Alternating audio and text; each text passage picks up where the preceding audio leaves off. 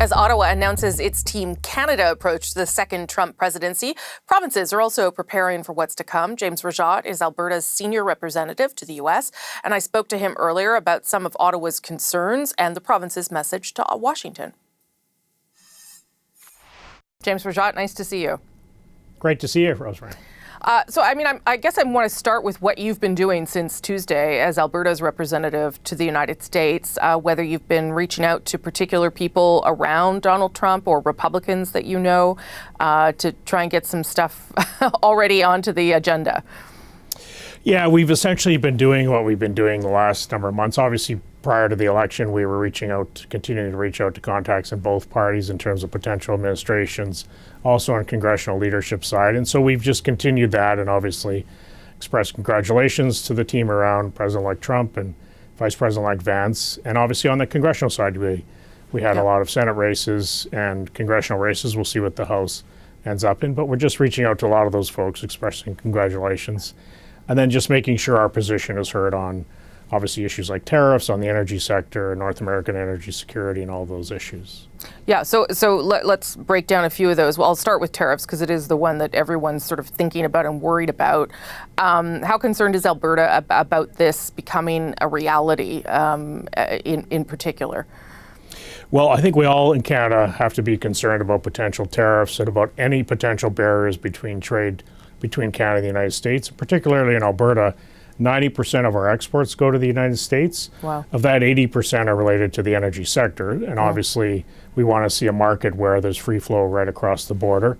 We build things together, we make things together. We're much better together when we don't put up barriers. I believe it's probably the best trading relationship that the world has ever seen. But it's a different time here in DC, as you well know. Both parties have become much more protectionist. This is not the Ronald Reagan free trade era that we're in right now. And so we have to make that argument that we are interconnected. For instance, on the energy side, there are 70 pipelines that cross the Canada-US border. That's just an interconnection that you can't put up barriers between. So in terms of tariffs, we're obviously making the argument that we're interconnected. For the new administration, new Congress, if you're concerned about North American energy security, affordability, reliability, which were huge issues during the recent campaign, then Alberta and Canada are the answer for that, and let's not put up any barriers between that energy trade. What about potential opportunities for Alberta? Obviously, Donald Trump is at least more invested in keeping things on the same continent. I think that's fair to say. And I wonder whether there are opportunities here for new pipelines, for instance, or just more of what Alberta has being sold to the U.S. There are a lot more opportunities here from a North American context. I mean, Alberta now is about 4 million barrels per day of oil production, natural gas as well, and these are products obviously that both the President-elect and Vice President-elect are very favorable towards. They want to see an energy dominance here in America, in North America, so we can be very much part of those conversations. Alberta, in fact, is the number one supplier of crude oil and natural gas to the United States. And again, when you talk to a Republican policymaker, energy security is a huge part of not only North American energy security, but in terms of global security, in terms of displacing oil and gas from regimes like Russia, Iran, and Venezuela. That's very much part of any conversation you have with a Republican policymaker here in DC.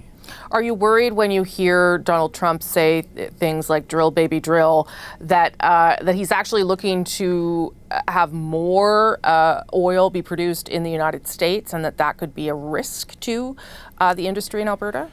I think what we have to do, Rosie, is sort of keep track in terms of the policies north of the border and south of the border. We have to ensure that we're aligned in terms of our competitiveness. I mean, things like the Inflation Reduction Act draw a lot of investment into the United States. But also, they have permitting reform legislation that's bipartisan right now before the current Congress. I suspect if it doesn't happen now, it'll happen in the next Congress.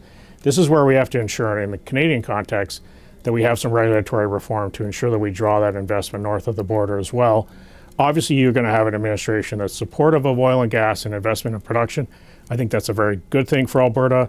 I think we'll have conversations in terms of more energy and infrastructure between Canada and the United States. And that's certainly a good conversation for Alberta as well. But we do need to ensure that we have that competitiveness, the regulatory environment in Canada that can be competitive with the U.S. environment. Well, so I wonder what you think that means for the carbon tax. I'm sure you're no fan of it. Certainly Daniel Smith isn't. But I wonder whether you think that could potentially, let's put aside the fact that we're going to have an election and it may not go forward, but whether you think that is a potential problem for Canada to have both an industrial price on carbon and a consumer price on carbon with President Trump. Any competitiveness disadvantages, so if you're taxing carbon in Canada that's not taxed in the same way in the United States, or if you have a regulatory regime in the US that approves projects at a much quicker pace, then the investment is going to be drawn south. And the same with the Inflation Reduction Act. Sure. Our sense is under a Trump administration, most of that will remain in place. Those incentives will remain in place. A big project that the Pathways Alliance has put forward is with respect to a massive carbon capture project. Alberta and Saskatchewan are global leaders in that area. But if you incentivize much more of the carbon capture in the United States, like their 45Q tax credit and through enhanced oil recovery, you're going to draw that investment more down in the US, whereas you should be ensuring that that investment is also happening in Canada. And the other thing I would say on this, Rosie, is to ensure that we work together on these issues, carbon capture, hydrogen. There's all sorts of energy innovation areas that we can work together. Canada and the United States, there's a lot of great partnerships that are out there and available to us. We just have to ensure that we take advantage of them. Do you know if Premier Smith or any ministers are planning to come join you in Washington in the coming weeks and get those conversations going with you? Well, Premier Smith has been reaching out to a number of the people she has established relationships with already, and I think you will see her doing some missions here to DC, but she's been quite active. She's been engaged, for instance, with Governor Burgum from North Dakota. He's very much in Trump's inner circle. As well, she had a meeting with Governor Abbott in September, with the governor of Oklahoma and others. Like we've done an awful lot of outreach to key gubernatorial contacts, Governor Dunleavy from Alaska, who are actually very active within the Trump inner circle. But I think you will see the Premier and other premiers come down here to DC in the new year. Okay, well, your job got a lot more. It was interesting before. It's even more interesting now. James Rajotte, thank you for your time. Thanks very much, Rosemary. Thanks for having me. Ontario is also making sure that its voice is heard in Washington. The province's Minister of Economic Development, Vic Fedeli, already expected to go down there and visit next month. I asked David Paterson, Ontario's representative in Washington, about this province's strategy for the incoming Trump administration. David Paterson, thanks so much for being here. Hi, Rosemary. I guess I want to start a little bit with what you've been doing since Tuesday. The Premier, as you know, congratulated the President-elect, obviously, and said this is the time to bet big on the U.S.-Ontario relationship. What have you been doing since Tuesday to sort of push that message forward? Well, we have been in touch with both elected officials and businesses and all kinds of foundations and the like in Washington intensely over the last year, keeping in touch with those. As we came down to the election, that's really the pinnacle for the politicos, and they've been doing their things. And so, funny enough, there's a fair amount of just letting the results sink in. We in Ontario felt really sort of comfortable with that. I mean, I know there was a lot of anxiety in Canada and the like, but I've been at this role for about a year, and we spent much of that time sort of building relationships with Republicans. I was at the RNC in Milwaukee, and we've also developed a number of sort of agreements with governors, and the Premier has many calls with them, etc.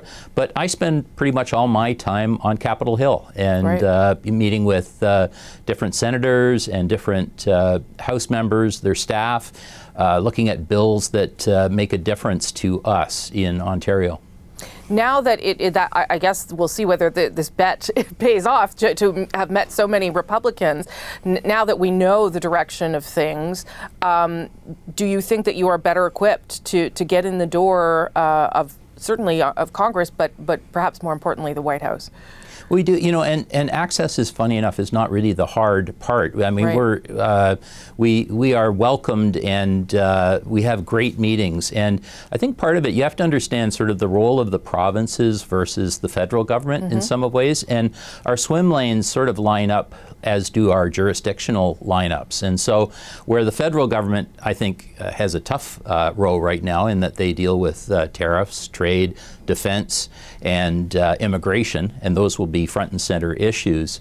Where we've focused is really engagement on economic growth and development. So we're in charge of natural resources, we're in charge of power, and our discussions over the last year have been really provoking a lot of interest, because to grow the American economy, you're going to need a lot more electricity, and we are sort of the center of that in Ontario with our small modular nuclear reactors.